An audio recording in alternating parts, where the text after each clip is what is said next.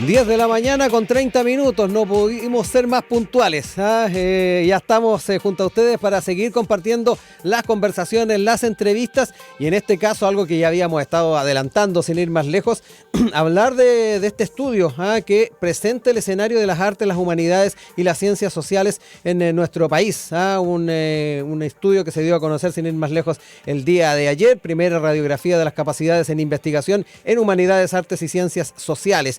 Un tema bien relevante que nos permite ir sincerando números, datos en torno a estas áreas. Esto es gracias al trabajo realizado por el Ministerio de Ciencia, Tecnología, Conocimiento e Innovación y que permite entonces a Chile contar por primera vez con este análisis exhaustivo que sistematiza cifras, información relacionada con lo que ya decíamos, artes, humanidades, ciencias sociales y su desarrollo a lo largo del país. Datos que son relevantes de poner sobre la mesa frente a la relativización que han planteado algunas voces de la plaza, como se dice, respecto a las humanidades, poniendo en cuestión las becas que se entregan en ese ámbito, y hay datos que también que es interesante ponerlos ahí en la palestra de inmediato. En la última década, 2012 a 2022, Chile produjo un total de 82.935 publicaciones científicas indexadas a Web of Science en áreas de humanidades, artes y ciencias sociales. Números bien decidores y que nos permiten entrar en esta conversación junto a la subsecretaria de Ciencia, Carolina Gainza, que nos acompaña acá en nuestro estudio. ¿Cómo está, subsecretaria? Muy buen día y gracias por estar acá con nosotros. Muy buenos días, un gusto estar aquí conversando contigo.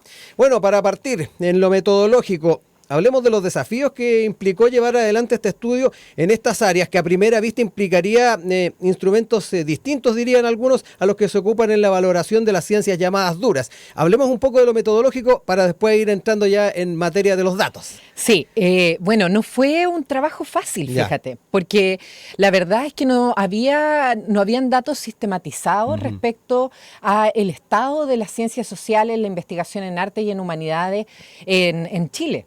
Y necesitábamos construir una metodología, construir una estructura que nos permitiera organizar esta información.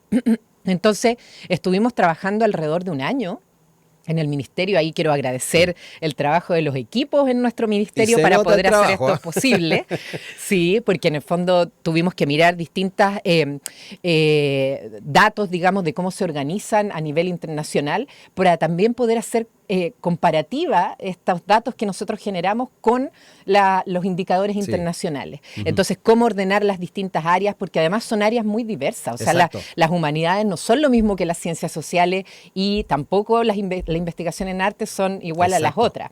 Entonces, lo que hicimos fue una categorización basándonos en datos de la UNESCO y también en datos de la OCDE para que esta información no solamente nos sirva a nosotros como país, sino también nos permita compararnos con otros países como estamos. Y eso es un poco lo que entrega esta radiografía. Exacto, qué bueno que cita a la OCDE, porque ahí también es importante ver qué tan lejos estamos de lo óptimo de esta organización, que suele ser muchas veces nuestro marco de referencia en varios ámbitos. Hay algunos datos. En pregrado hay un 14% del total de la matrícula a 2021 en estas áreas. En graduados de posgrado un 16,5%. Y quienes se desempeñan en investigación y desarrollo en estas áreas un 9,6%. Da la impresión de que estamos alejados en lo que es la OCDE. Pero importante ir analizando estos datos y lo relevante, por dónde deberían ir los incentivos de aquí en adelante, subsecretaria.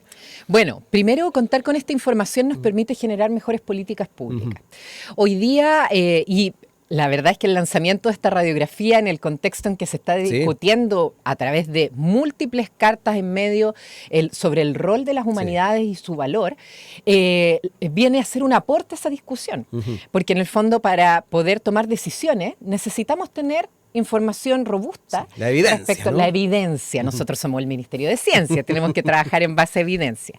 Y en el fondo, cuando nosotros nos preguntamos por qué necesitamos mirar estas áreas y por qué necesitamos fomentarlas, que es lo que hemos estado haciendo en este gobierno, porque hoy día tenemos desafíos complejos. el desafío de la transformación digital, Sí. todo lo que tiene que ver con el cambio climático, seguridad, incluso el desarrollo de la minería en industrias como el litio, requieren de una mirada que incorpore a las distintas áreas del conocimiento. Todas estas transformaciones no son técnicas, son sociales, son culturales, son económicas. Sí. Entonces, por lo tanto, necesitamos investigación en todas las áreas y particularmente en esta, para poder mirar aquellos desafíos sociales y culturales que implica la transformación digital, el cambio climático, la seguridad, etcétera. Eso implica mejorar estos porcentajes de los que estamos hablando. Exactamente. Entonces, para poder mejorar estos porcentajes, de hecho, la radiografía muestra que desde el 2017 a la fecha actual, al 2022, que es lo que mide esta radiografía, los posgrados en Humanidades, Artes y Ciencias Sociales han crecido alrededor de un 50%. Eso es una buena cifra. Quiere decir que hay un interés en nuestro país de poder fomentarlas y en las universidades sobre todo. A nivel país es relevante, pero cuando nos vemos ahí con el alero OCDE es donde vienen los... Es donde vienen, y ahí podemos ver que otros países a nivel de la OCDE están invirtiendo en estas áreas y que son consideradas relevantes. Entonces, la pregunta ahora es, ¿cuál es su rol? ¿Cómo deberíamos enseñarla? ¿Cómo debemos quizás orientarla hacia aquellos desafíos país que se requieren sin dejar de lado aquella investigación más fundamental, ¿cierto? En los distintos temas. Y para eso nosotros hemos desarrollado programas, por ejemplo, como Conocimientos 2030. Conocimientos 2030, que ahora está terminando su primera etapa, está en alrededor de 13 universidades en el país, 11 universidades en el país, conglomerados de universidades. Lo que busca es mirar los currículums, mirar cómo se están enseñando estas áreas, qué tipo de cosas se requieren para poder fortalecerlas. Y lo bueno de este Conocimientos 2030, que también es otra cosa que muestra la radiografía, que los posgrados, por ejemplo, y la investigación en estas áreas no está distribuida de manera equitativa a nivel territorial.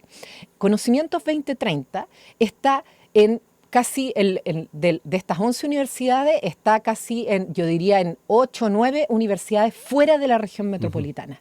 Y eso es muy importante. Y también tiene, a nivel de la dirección de estos proyectos, más mujeres que hombres. Entonces ahí también estamos atacando brechas que tenemos en nuestro país. Subsecretaria, me quiero quedar con el aspecto de los currículums a los que aludía recién. Porque en más de una oportunidad hablamos del tema de las ofertas laborales de las carreras que se imparten en nuestro país. Y como muchas voces dicen, tenemos que hincarle el diente tal vez a la educación técnica, desarrollar un poco más lo que son las ciencias duras, en fin. Pero es importante ver, a propósito de esos desafíos país que nos estamos estableciendo, cómo vamos sincerando, a propósito de estos datos, la oferta de carreras y cómo lo vamos incorporando en forma, por decirlo, como una amalgama dentro de lo que es ese país que queremos de aquí en adelante. ¿Esto va a implicar también ir repensando nuestra oferta a nivel profesional? Yo creo que sí, que justamente nosotros efectivamente requerimos técnicos, requerimos más técnicos, requerimos más investigadores en lo que se llama las ciencias naturales, las ciencias, es que a mí no me gusta hablar de ciencias duras y ciencias blandas. Por eso le digo entre comillas, porque es como lo que se utiliza habitualmente. Claro, pero en el fondo necesitamos, por supuesto, investigadores en ciencias naturales, en ciencias físicas y matemáticas. Pero como te mencionaba al principio, los desafíos país, y cuando hablamos de un desarrollo integral, de un desarrollo sostenible, también requerimos capacidades en psicología, en sociología, en filosofía. Hoy día la empresa privada, por ejemplo, en otros países, está contratando filósofos para el tema de la inteligencia artificial y lingüistas también para poder entrenar los algoritmos. Sí. Entonces, esas son capacidades del futuro. Cuando uno mira los análisis que se están haciendo hoy día respecto a qué tipo de profesiones se van a necesitar también aquellas profesiones que permitan pensar cómo todo esto se está transformando, por ejemplo, la cuestión social, cómo se está transformando el trabajo. Sí. Cómo también poder insertar a estos investigadores de estas áreas, para poder, lo que te mencionaba, entrenar a los algoritmos que no tengan sesgos. Exactamente. ¿Ya? Que no tengan sesgos de género, sesgos étnicos, etcétera. Y también en la política pública. Es decir, hoy día, por ejemplo, que estamos hablando tanto de la importancia de la convivencia para temas de seguridad, se requieren pensadores, investigadores de las ciencias sociales, de las humanidades y también de las artes para poder abordar el problema de la convivencia. Y Y porque estas son áreas que, si bien muchas de ellas son más aplicadas, podríamos decir, y entregan soluciones, en realidad la gran capacidad de las humanidades y de las ciencias sociales es mostrarnos cuáles son los problemas que estamos enfrentando, mostrarnos distintas realidades. Las artes lo que hacen, ¿cierto?, es mostrarlo a través de distintas expresiones que nos hacen pensar o que nos permiten mirar cuáles son las posibilidades que tenemos más allá de lo que tenemos naturalizado. Sí. Oiga, subsecretaria, y en este escenario que estamos configurando, que estamos proyectando, ¿cuál es el rol que le asigna también a las universidades, a las casas de estudio? Estamos en una radio universitaria, sin ir más lejos, y obviamente lo que tenga que ver con ese proyecto país que se está estableciendo, eventualmente las observaciones y cambios en los currículum, obviamente tiene mucho que ver la academia. Exactamente, por eso Conocimientos 2030. Conocimientos 2030 es un programa que fue muy bien recibido por las universidades, porque efectivamente las áreas de las HACS, como les llamamos nosotros, Humanidades, Arte y Ciencias Sociales, habían estado de alguna manera como el hermano pobre de las otras áreas del conocimiento, y las universidades son instituciones que buscan fomentar todas las áreas del conocimiento. Pero por otro lado, las universidades tienen un rol central hoy día en el desarrollo país. Las universidades, cuando las universidades promueven la investigación y esa investigación llega a los territorios, las universidades lo que hacen es hacer florecer los territorios. Cuando miremos ejemplos en otros países, cuando hay buenas universidades, hay buenas escuelas, hay buenas bibliotecas, hay más oportunidades laborales. Entonces, finalmente, el fortalecer las universidades, que es otra cosa que nosotros estamos haciendo a través, por ejemplo, del programa de financiamiento estructural, va en esa dirección, en que para poder fortalecer nosotros la investigación en Chile y que aporte el desarrollo país, necesitamos tener universidades robustas, sobre todo universidades estatales que cumplen una misión pública fundamental, universidades robustas, y necesitamos tener también investigación que sea robusta también en ese sentido. Yo quería recordarles que estamos conversando a esta hora con la subsecretaria de Ciencia, Carolina Gainza, a propósito de estos números tan importantes que están en la primera radiografía de las capacidades de investigación en humanidades, artes y ciencias sociales, las HACS, a las cuales también aludíamos recién. Subsecretaria, hablábamos de las posibilidades que se abren para las universidades, efectivamente, y que dentro de sus territorios también sean un agente de crecimiento, de cambio y obviamente de florecimiento. Y frente a ello me quiero quedar también con los datos en torno a lo que ha pasado en las regiones, y preguntarle también cuán importante es para el proceso de descentralización el poder ir dando pasos más decididos a propósito de estos números. Hay datos, por ejemplo, por regiones entre 2017 y 2023, quienes más aumentaron su oferta fueron la región metropolitana con 14 nuevos programas y la del Biobío con 7. Así que en Valparaíso, Maule y la Araucanía, cada una con 4 programas nuevos. ¿Qué desafíos también implican desde la perspectiva regional? Porque sabemos que aquí hay un impulso desde lo administrativo, desde lo político, pero me imagino que desde la enseñanza y particularmente del desarrollo de la investigación es relevante el poder también hacer eco de aquello. Totalmente. Una de nuestras líneas estratégicas de trabajo en el Ministerio es la descentralización. Y la investigación en Chile está completamente centralizada en 3 regiones, la región metropolitana, la región del Biobío y la región de Valparaíso. Y por eso yo menciono todo el tiempo Conocimientos 2030 y los resultados que tuvo. Porque ahí lo que nosotros hicimos fue generar acciones de afirmación positiva, incentivos dentro de las bases del programa para que más regiones pudiesen participar de este programa y también para que más mujeres pudiesen participar de este programa. Y los resultados son evidentes, es decir, ahí uno puede ver que las cosas no pasan de manera natural, sino que se requieren acciones decididas para poder transformar y para poder abordar las inequidades que existen. Cuando uno introduce incentivos como lo que hicimos en este programa y como lo que estamos haciendo también en materia de género, vamos generando cambio social. Porque la investigación no está exenta de la justicia social. Necesitamos, y eso es lo que nosotros estamos haciendo. Queremos una investigación descentralizada que tome en cuenta las particularidades de los distintos territorios. Aquí tenemos oportunidades fantásticas y que son intrínsecas de nuestro país. Tenemos el litio en el norte, tenemos el hidrógeno verde, tenemos la astronomía, que es reconocida a nivel mundial, tenemos los océanos, tenemos la Antártica, el desierto. Entonces, las universidades son el eje que permite mirar, comprender, analizar, ¿cierto? Y trabajar también todas esas potencialidades. Sí. Subsecretaria, hablábamos también de temas de género, y ahí es importante también ir relevando lo que se ha hecho, por ejemplo, para sacar cierta idea de que las mujeres no pueden estar o que no tienen las capacidades para ciertas carreras. Sabemos que en las ingenierías se ha estado haciendo un trabajo fuerte a nivel general, acá también en nuestra Universidad de Santiago de Chile, pero en el tema vinculado a las artes, las humanidades, las ciencias sociales, también quería ir viendo algunos de los datos. Se constata un perfil de mayor presencia femenina en pregrado en estas áreas, algo que de una u otra forma también se conocía y que también se replica en otros ámbitos, promedio de 71%. Sin embargo, en programas de doctorado hay más hombres. ¿Qué desafíos también implica esta realidad que se da a conocer en estos datos y que finalmente también implica nuevas tareas? Bueno, esta radiografía es muy importante en este y en otros ámbitos, porque nos muestra los datos.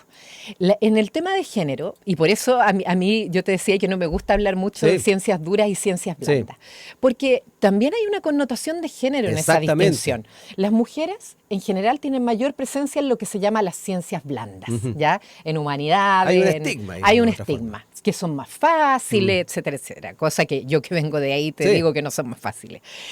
Bueno, entonces esa distinción reproduce un sesgo de género. Y eso lo podemos ver en los datos.